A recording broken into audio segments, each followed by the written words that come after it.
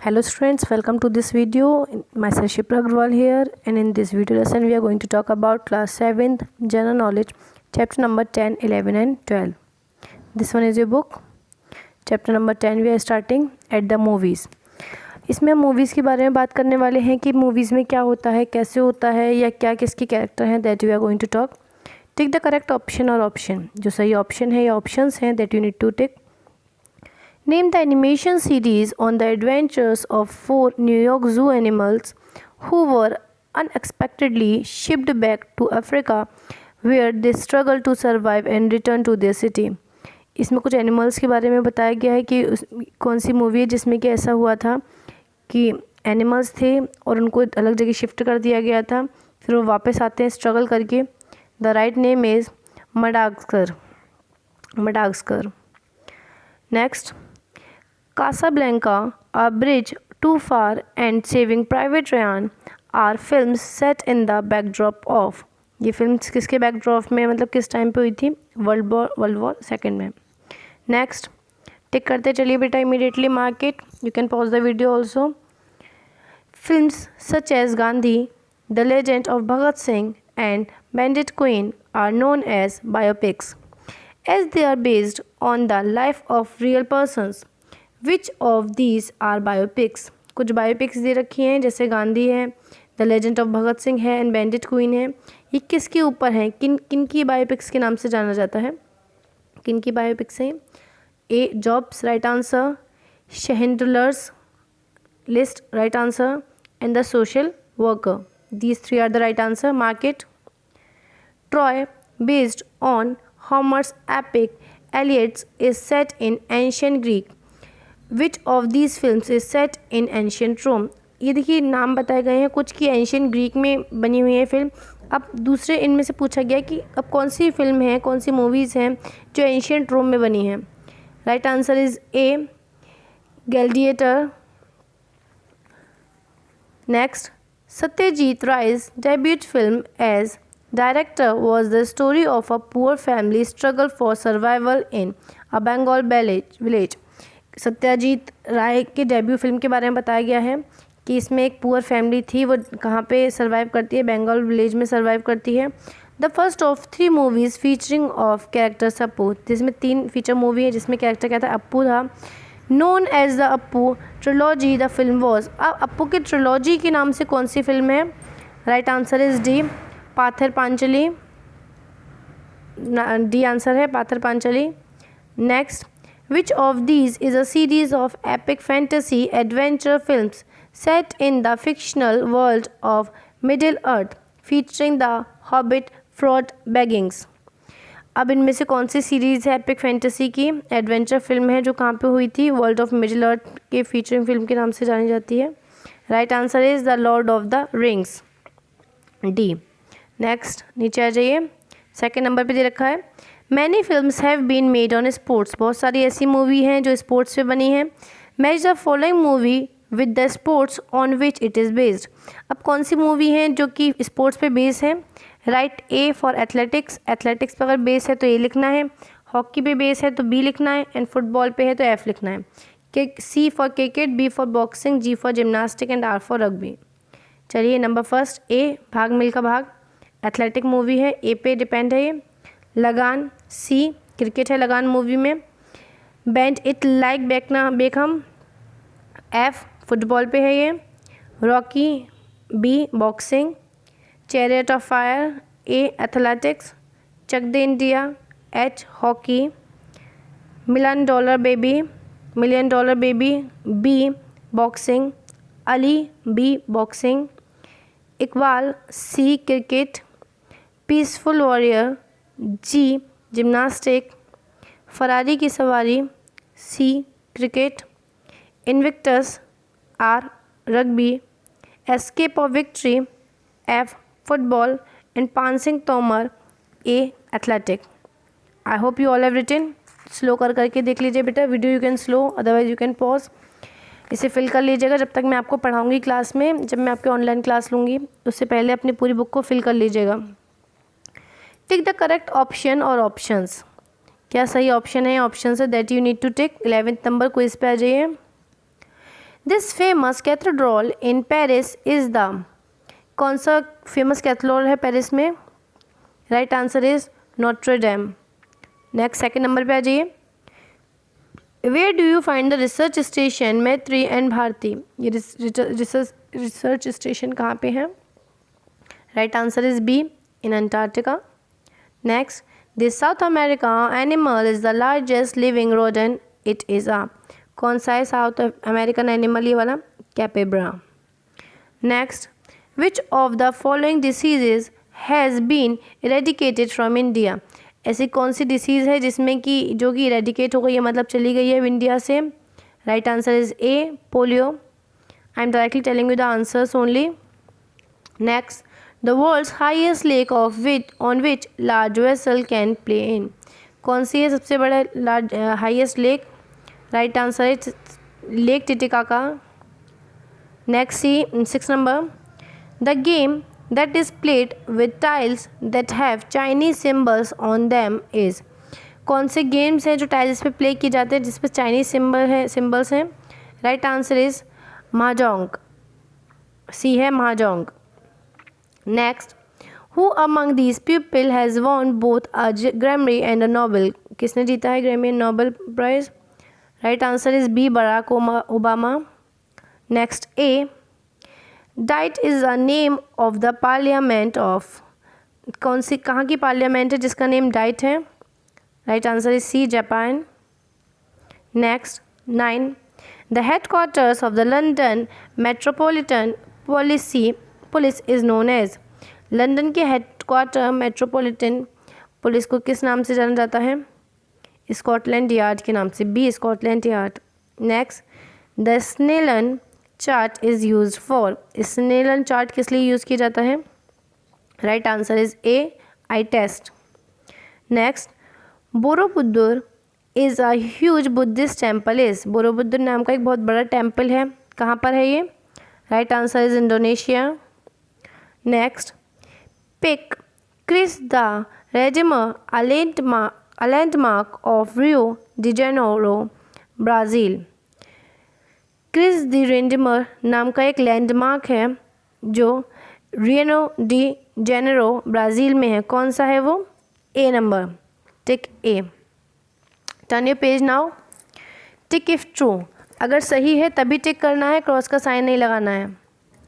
A number, female reindeer have antlers, tick, हाँ female reindeer में antlers है, right answer. Next, many native Americans made totem poles, बहुत सारे native American से जिन्होंने टोटेम पोल्स बना रखे हैं, these are here, right. Third, the sport of angling involves catching fish, जो एंगलिंग नाम का स्पोर्ट है क्या उससे फिश को कैच किया जाता है, फिशेस को पकड़ा जाता है एंगलिंग में? Right answer is true. Next, D, tarts of silence are associated with Jainism, no it is a wrong answer. E, the deficiency of vitamin C causes night blindness, क्या विटामिन डी से night blindness होता है? No, false है, इसलिए कोई tick नहीं है। Gatka is an Indian martial art practised by the Sikhs, क्या गटका जो इंडियन मार्शल आर्ट है उसे सिख लोग हैं वो प्रैक्टिस करते हैं? देखिए इधर पिक्चर दे रखा है, right answer, it's right. India has the longest written constitution in the world, क्या जो वर्ल्ड में जितने भी कॉन्स्टिट्यूशन लिखे गए हैं, जितने भी संविधान लिखे गए हैं, क्या इंडिया का सबसे बड़ा कॉन्स्टिट्यूशन है? Yes, it is right. Panama heads originated in the country called Panama, क्या पनामा हाइट्स नाम की जो हेड्स हैं वो कहाँ पनामा में बनती है? नो, कुछ भी नहीं है इसका आंसर। Fahrenheit and Kelvin are scales for measuring temperature, क्या फ़ारेनहाइट और केल्विन से टेम्परेचर नापा जाता है? Right, it is the right answer. Ecuador is so called because the equator passes through it, right answer. Next आ जाइए नीचे, द वेन्यू क्विज पे आते हैं। Fill in the correct option, अब जगह दे रखी है, अब उनके नेम बताने हैं कि ये इनका इस जगह का नेम क्या है। आ जाइए, the largest cricket stadium in India by sitting capacity named after Ranjit Sinha ji is at, कहाँ पर है? सबसे ज़्यादा कैपेसिटी है और रंजीत सिन्हा जी के नाम से है ये। Right answer is Eden Gardens. Eden Gardens. अगर स्पेलिंग्स क्लियर नहीं हो रही हैं then it is written over here also, book पे लिखी भी हुई हैं, then you can write from here. Next, the home of the England football team, it is famous for its arc and partially retractable roof. Right answer is Wembley. Next, C. Venue of the All England Championship, the only Grand Slam played on natural grass. कहाँ सिर्फ natural grass पे खेला जाता है? Right answer is Wimbledon. Next, also known as the Bullring, has hosted the 2003 Cricket World Cup final and the first T20 World Cup final in 2007. Right answer is Wanderers. Next, the Arthur Ashe Stadium, which hosts the US Open tennis tournament, is located at, किसने tennis tournament को जिस stadium में हुआ था कहाँ पे located है वो? Flushing Meadows. Next, the National Aquatic Center in Beijing, where Michael Phelps won 8 Olympic gold. 8 Olympic gold जीते थे माइकल फेल्प्स ने. कहाँ पर है ये? Water Cube. Next, the first stadium to hold 2 FIFA World Cup finals in 1970 and 1986. दो first World Cup FIFA World Cup कहाँ पर हुए थे? Azteca. Turn your page now. 12 नंबर पे we have come now. 12 नंबर page 12 chapter book and author. अब इसमें क्या है, कुछ स्टोरीज दे रखी हैं, आपको इन स्टोरीज़ के नेम बताने हैं. एक्सप्लेनेशन दे रखा है कि इस स्टोरी में ऐसा ऐसा हुआ था. अब you need to know tell कि ये स्टोरीज़ कौन सी हैं. इन स्टोरीज़ के name we need to write. Name हमें लिखने हैं. चलिए. This is the story of a family of 6 who are the only ones to survive a shipwreck. They save some useful things from the ship and reach an uninhabited island. There they find food and shelter and are able to live happily. अब एक story है जिसमें 6 members हैं. Shipwreck means उनका ship जहाज है वो डूब जाता है और वो वहाँ से सर्वाइव करने के लिए एक ऐसे आइलैंड पे जाते हैं जहाँ पे कोई भी नहीं होता है. उन्हें वहाँ पे फिर वो अपनी लाइफ में को अच्छे से जीते हैं. फूड शेल्टर उन्हें मिलता है. Story is the Swiss family Robinson. Next, Buck, a large shepherd dog, is living a comfortable life with his master when he is stolen. ये एक बक के बारे में बताया गया है कि उसको चुरा लिया गया था. एक डॉग था. He is put to work pulling sledges in the cold Arctic. The story is about how Buck learns to survive and ultimately returns to the wild hunting for food. कैसे वो सर्वाइव करता है जब उसकी चोरी हो जाती है, जब उसे चुरा लिया जाता है, उसके बाद वो कैसे वापस आता है. Right name is The Call of the Wild. Next, this is the story of an old fisherman who has not caught a single fish in many days. One day he catches a large fish that pulls his boat for almost 2 days. The old man hangs on to the line, not giving up. He finally kills the fish, but on his way back the fish is eaten by sharks, leaving only the skeleton. अब एक story है जिसमें फ़िशरमैन है. 2 दिन तक उसने कोई भी फ़िश नहीं पकड़ी थी, लेकिन वो एक फ़िश को पकड़ता है. उसके लिए बहुत ज़्यादा सर्वाइव करता है. उसे मार देता है बहुत सर्वाइव करने के बाद, लेकिन फाइनली जब वो उसे देखता है, जब उसे करने मतलब पूरे खाने के लिए जब वो उसे फाइनली देखता है, अपने जगह पे पहुंचता है, तो क्या मिलता है? सिर्फ उसका स्केलेटन मिलता है. उसे शार्क्स खा चुकी थी फ़िश को. Right answer of the story is the Old Man and the Sea. Next, a talkative and imaginative orphan girl, Anne Shirley, is sent to a brother and sister who wanted to adopt a boy. The story is about how she wins the heart of her new family members, makes friends and grows up on the farm. ये story एक orphan girl की है. The name of the story is an of green gables. इसमें क्या होता है, उसके brother sister होते हैं जो उसे पसंद नहीं करते हैं, तो कैसे वो सर्वाइव करती है, कैसे उन लोगों का दिल जीतती है. Next, a poor boy helps a convict. The boy dreams of being a rich man but has to work in an iron foundry. After he grows up, he receives a large sum of money from an unknown well-wisher who turns out to be the criminal he had helped। मतलब ये एक story है एक poor boy के बारे में जो एक पर्सन की हेल्प करता है। वो बहुत, लेकिन जो लड़का है वो बहुत पैसे वाला बनना चाहता था, बहुत अमीर बनना चाहता था, लेकिन उसे एक आयरन में काम करना पड़ता है, आयरन फाउंड्री में काम करना पड़ता है। लेकिन जब वो बड़ा होता है तो सेम वही पर्सन जिसने उसकी हेल्प करी थी वो उसे बहुत सारे पैसे दे के जाता है। The name of the story is great expectations. चलिए आगे आ जाइए। टेक द करेक्ट ऑप्शन और options. Which of the following was written by the French author and aviator Antony de Saint-Exupéry? ये किसने लिखी थी? The little Prince. ये जो ऑथर के नेम दे रखे हैं एविएटर एंटोनी de Saint-Exupéry, इन्होंने क्या लिखा था? Little Princess, Little Prince. Which of these are works by William Shakespeare? William Shakespeare के कौन कौन से उन्होंने स्टोरीज लिखी हुई हैं? नॉवेल है, स्टोरीज है इसमें। King Lear, the Tempest, Julius Caesar, the Merchant of Venice, all are his, सब उन्होंने लिखा हुआ है। The national song of India Vande Mataram is taken from Bankim Chandra Chattopadhyay book. कौन सी बुक में से लिया गया है? बंकिम चंद्र चट्टोपाध्याय की कौन सी बुक में से वंदे मातरम को लिया गया है? Right answer is Anand Math. Next, 1984 and Animal Farm are famous work bye.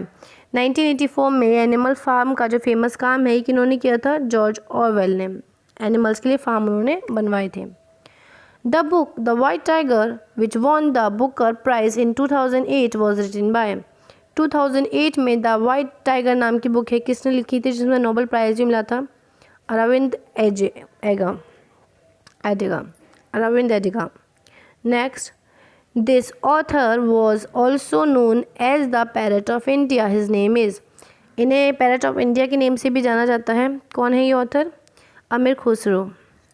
Next, the author of the Canterbury tales is regarded by many as the father of English poetry. English poetry के father के नाम से जाना जाता है। Right answer is Geoffrey Chaucer. Next, the books The Hungry Tide and the Sea of Poppies were written by। The Hungry Tide and Sea of Poppy किसने लिखी थी? अमिताभ घोष ने। नेक्स्ट आ जाइए मैच द फॉलोइंग पे। Match the author to their works. अब author को match करना है, उन्होंने क्या क्या लिखा है, कौन सी बुक्स लिखी है उनसे। ओ हेनरी लिखी है, सबसे लास्ट नंबर पे ई पे आ जाइए। The gift of the Magi. Second है कालिदास ने लिखी है, D number. Abhijnana Shakuntala. Next, Vishnu Sharma ने लिखी है Panchatantra. Raja Rao, the serpent of and the rope, the serpent and the rope. Next, Williams Golding ने लिखी है Lord of the flies. I hope students आप लोगों ने अपनी बुक को फिल कर लिया है। I hope it is clear. अगर कुछ भी समझ में नहीं आए, if you find any problem you can send me message, otherwise we can talk in the live classes. Thank you for watching this video. Best of luck, keep doing your work and whatever you are writing बहुत clear, बहुत साफ writing में लिखिएगा। You are having time to write it clearly. God bless you. Stay home, stay safe.